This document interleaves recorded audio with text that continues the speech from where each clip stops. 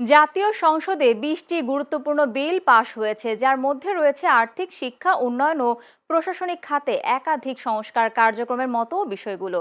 আজ সংসদের অধিবেশনে এসব বিল সর্বসম্মতিক্রমে অনুমোদন পায়।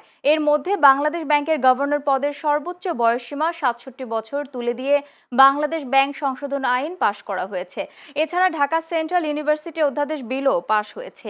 এই অধ্যাদেশের মাধ্যমে ঢাকার কয়েকটি সরকারি কলেজকে একটি নতুন কাঠামোর অধীনে আনা হচ্ছে।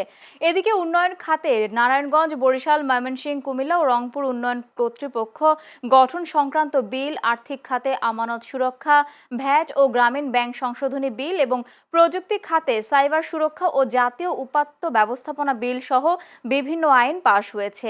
সংশ্লিষ্ট মন্ত্রীরা বিলগুলো উত্থাপন করলে দফাওয়ারি কোনো সংশোধনী না থাকায় সেগুলো কণ্ঠভোটে পাশ হয়। ঢাকা সেন্ট্রাল ইউনিভার্সিটি অধ্যাদেশ 2026 আনিত বিলটি এই মহান সংসদে পাশ করা হোক। ধন্যবাদ মাননীয় মন্ত্রী।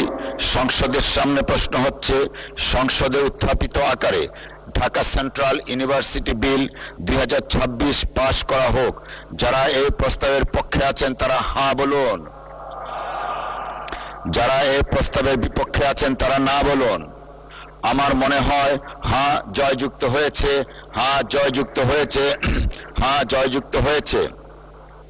অতএব সংসদে উত্থাপিত আকারে ঢাকা সেন্ট্রাল ইউনিভার্সিটি বিল 2026 সর্বসম্মতিক্রমে পাশ হলো।